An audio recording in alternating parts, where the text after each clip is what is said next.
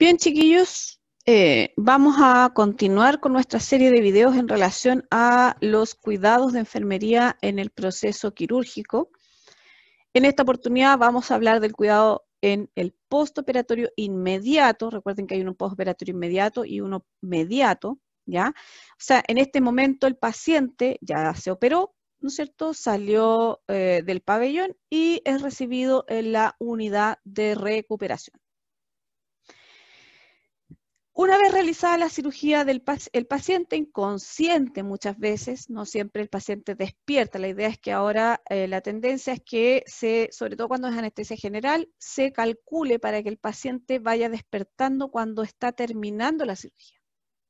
¿Ya? Pero hay que tener siempre presente que el paciente puede llegar totalmente inconsciente muchas veces al área de recuperación o URA. ¿Ya? Cualquiera de las dos siglas las van a encontrar tal cual. Y ese traslado debe ser realizado de la forma más segura que se pueda y lo más rápido posible. En general no hay mucho problema entre el pabellón y la unidad de recuperación porque están generalmente al lado, ¿ya? O cruzando un pasillo, digamos. Cuando llega el paciente a la unidad de recuperación, el equipo de apoyo de la cirugía, incluyendo el anestesista, deben realizar un informe verbal o una entrega del paciente con un checklist que se va anotando, ¿no es cierto?, a la enfermera de recuperación y al equipo que lo atenderá. O sea, van a tener que explicar de qué fue la cirugía, qué tipo de anestesia se usó, si hubo complicaciones o no, etcétera, etcétera. Y aquí hay un ejemplo donde dice que el enfermero, ¿no es cierto?, confirma verbalmente con el equipo el nombre del procedimiento realizado, que los recuentos de instrumentos, gasas y agujas sean correctos. Esto es cuando sale. El etiquetado de las muestras, si es que hay muestras, por ejemplo, de biopsias u otras, si hay problemas que resolver relacionados con el instrumental de los equipos, pero básicamente el cirujano, el anestesista y el enfermero revisan los principales aspectos de la recuperación y el tratamiento del paciente. Y todo eso se va registrando en algunas hojitas de pabellón. El plan de tratamiento postoperatorio, ¿no es cierto?, tiene que ser revisado en el mismo momento por el cirujano, el anestesista y el enfermero, ¿ya?, en la unidad de recuperación, y se van a centrar en particular en las cuestiones que durante la cirugía o durante la anestesia pudieran afectar directamente al paciente. Por ejemplo, que tuvo una mala reacción a la anestesia, o que sufrió una hipotensión importante, o que tuvo una gran pérdida de sangre, o que X cosa, ¿ya? Hay riesgos específicos y hay que medirlos y disminuirlos al máximo, y tienen especial importancia aquellos eventos que presentan un riesgo específico para el paciente durante la recuperación y que quizá no sean evidentes para todos los interesados. Por lo tanto, hay que estar muy atento y adelantarse a esos riesgos. Dentro de las medidas para disminuir esos riesgos se usará oxigenoterapia, por ejemplo, si el paciente ha recibido anestesia general, ¿ya? Aunque esté saturando bien, siempre es importante la oxigenoterapia. Si el paciente necesita ventilación postoperatoria, se dispondrá un ventilador. Se debe valorar con oximetría de pulso la respuesta a la oxigenoterapia. Y eso es clave, que todo lo que usted valora, que ahí es cada 15 minutos, cada 5 minutos, cada 10 minutos, dependiendo del tiempo postoperatorio que haya tenido el paciente, tiene que ser registrado claramente en la hoja de la unidad de recuperación. Como valoración, tenemos que preocuparnos de identificar los signos de una oxigenación y ventilación inadecuadas, y aquí hay que tener presente que es un paciente que está saliendo de una anestesia, puede ser general, local, regional, lo que sea, puede haber sido conjunto con una sedación, ¿ya?, lo que aumenta el riesgo de patrones respiratorios que sean inadecuados. La monitorización con electrocardiograma se inicia para determinar el ritmo y la frecuencia cardíaca, ¿no es cierto?, y detectar complicaciones postanestésicas de arritmias u otras, presión arterial y temperatura, color de la piel con cianosis o palidez. Dentro de la valoración neurológica es importante el estado de conciencia. Habitualmente están inconscientes o con conciencia alterada, ¿no es cierto? Están medio adormecidos, generalmente En recuperación uno le habla a los pacientes y contestan, pero no están en plena conciencia. Están desorientados, generalmente el estado sensorial y motor están alterados, el tamaño, la simetría y la reactividad de las pupilas también puede estar alterada. Y aquí es importante recordar que el paciente puede estar despierto, aturdido o derechamente dormido, ¿ya? No porque esté en una de las tres condiciones vamos a dejar de valorar permanentemente la condición neurológica. Existe una condición que es frecuente en algunos pacientes, sobre todo aquellos pacientes que tienen un historial de alcoholismo o de consumo de drogas, que se llama el delirio del despertar, ¿ya? Y aquí es lo que yo llamo la mala anestesia, de alguna manera. El paciente puede despertarse agitado, ¿no es cierto?, que puede ser una reacción ocasional a la anestesia general. Y ese agitado puede ser agitado que se quiere levantar, agitado violento, agitado verborreico, agitado literalmente agitado, fisiológicamente agitado, ¿ya? Y todo eso compone este cuadro del delirio del despertar al que tenemos que estar bastante atentos porque el paciente está con una alteración en ese momento que no está en plena conciencia de lo que está viviendo. Hay que valorar el equilibrio hidroelectrolítico, ¿no es cierto? Valorar la diuresis y es un buen indicador de que está saliendo de la anestesia porque eso significa que si hay diuresis está recuperando la sensibilidad y el movimiento de la vejiga. Generalmente los pacientes no salen de pabellón si es que no han orinado, ¿ya? Y por eso es tan importante también registrar que orine y cuánto orine. El aporte de líquidos tiene que revisar, ¿no es cierto?, la presencia de vías venosas, los lugares, el estado de las vías venosas y los calibres para dejarlos registrados en la hoja que corresponde. Algún dispositivo invasivo como sonda o catéteres, ¿no es cierto? Y cuando el paciente despierte, explicarle que tiene un dispositivo externo a él, que se va a sentir así y asá, que sirve para tal cosa, etcétera, etcétera.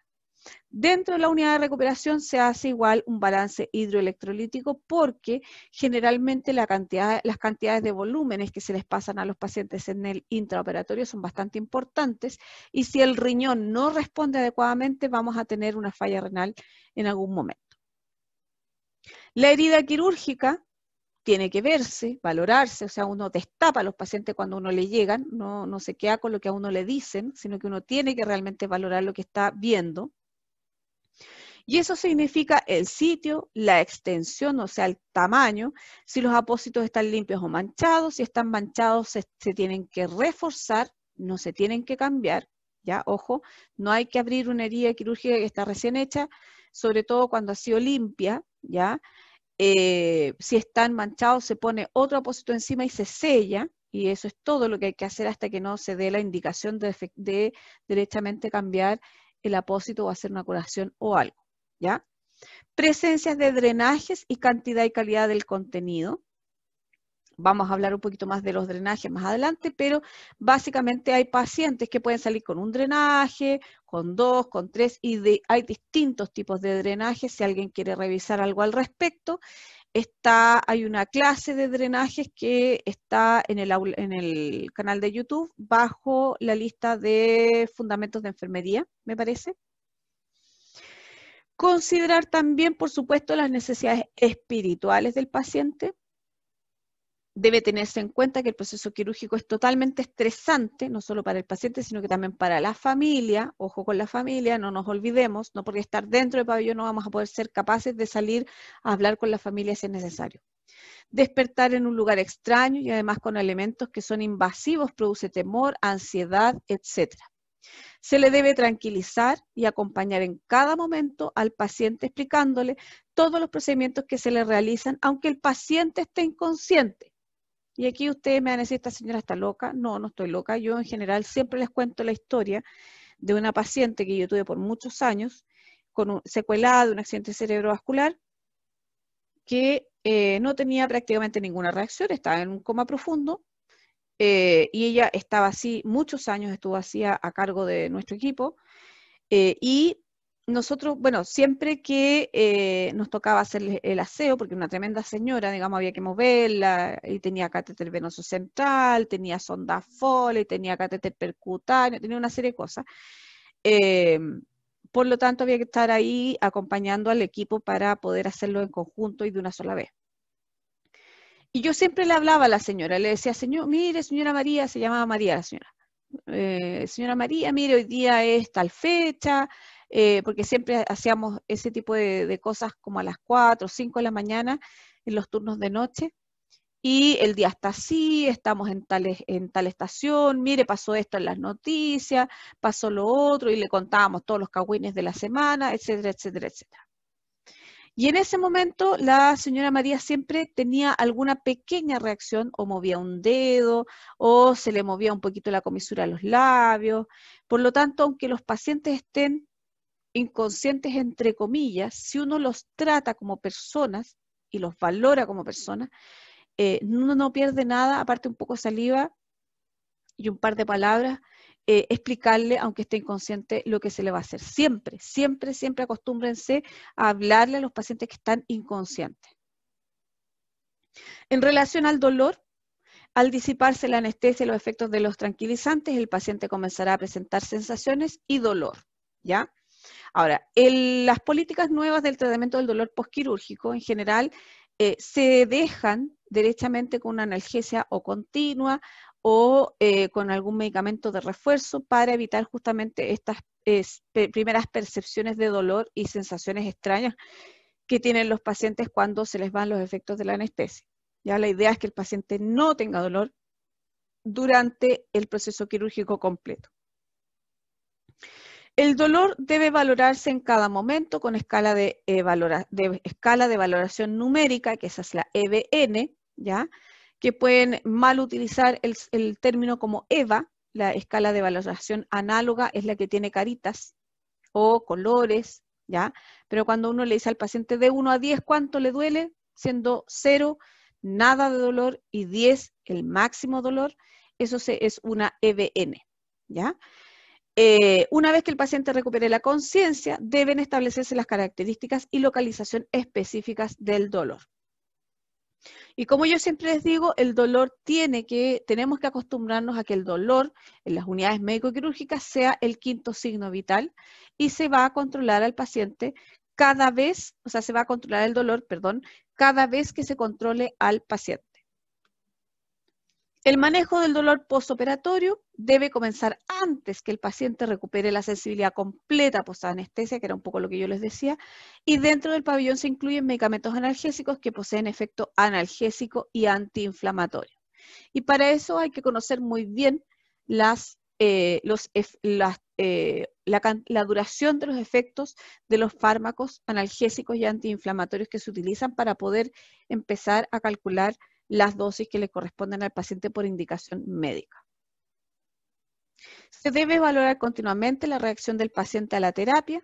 La terapia analgésica debe ser dinámica de acuerdo a la respuesta del paciente, o sea, tiene que haber una analgesia de base, pero también tiene que haber una analgesia de rescate, o SOS, o PRN, ustedes van a encontrar todas esas formas. SOS es SOS, ¿ya? PRN es por real necesidad.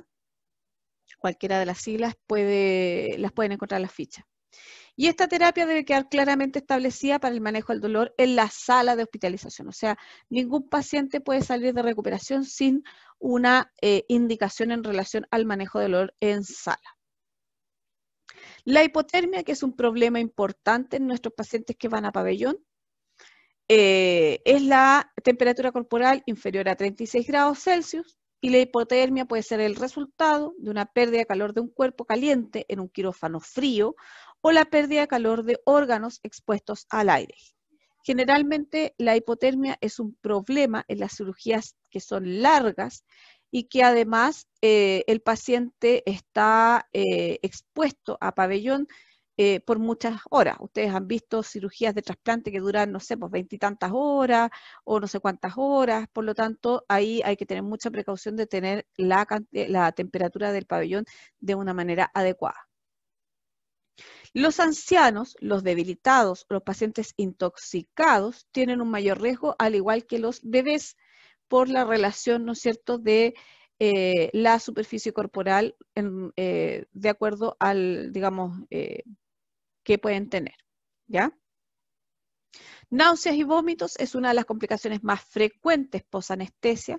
Deben valorarse la cantidad y calidad, o sea, cómo son los vómitos, si son solo de contenido gástrico, son hemáticos, tienen algún color particular, son biliosos, de qué tipo son los vómitos, y hay que registrar, ¿no es cierto?, en el balance hídrico. ¿Ya? Debe manejarse con ayuda farmacológica. Generalmente hay algunos fármacos como el isofran, o ya no se usa la ranitidina ni la famotidina, en general eran medicamentos que se utilizaban, o el Torecan, que también es como antiguo, que ya prácticamente no se usa. Criterios de alta de la unidad de recuperación: el paciente tiene que estar despierto o en una situación basal que le permita, ¿no es cierto?, estar medianamente orientado. Los signos vitales deben estar estables. El sangrado o el drenado por el drenaje, digamos, no es excesivo, sino que es bastante adecuado, es lo esperado, está dentro de lo esperado. Ausencia de depresión respiratoria, saturación de oxígeno mayor o igual a 90%, y si es necesario se tiene que trasladar con oxígeno. Y hay que hacer el informe, ¿no es cierto?, de todo lo que se realizó, y eso es lo que se escribe en el alta de la unidad de recuperación. Cumplidas las condiciones anteriores, el paciente puede ser entregado a la sala de la unidad de médico quirúrgico, donde, si ustedes están ahí, lo van a recibir, y esperen que ojalá todo lo anterior se haya cumplido para que la recuperación de ese paciente en la unidad médico quirúrgico sea lo más amable posible. Y con esto, chiquillos, terminamos todo lo que es la atención del o del proceso perioperatorio, y vamos a ir revisando de acuerdo al programa, que es lo que viene.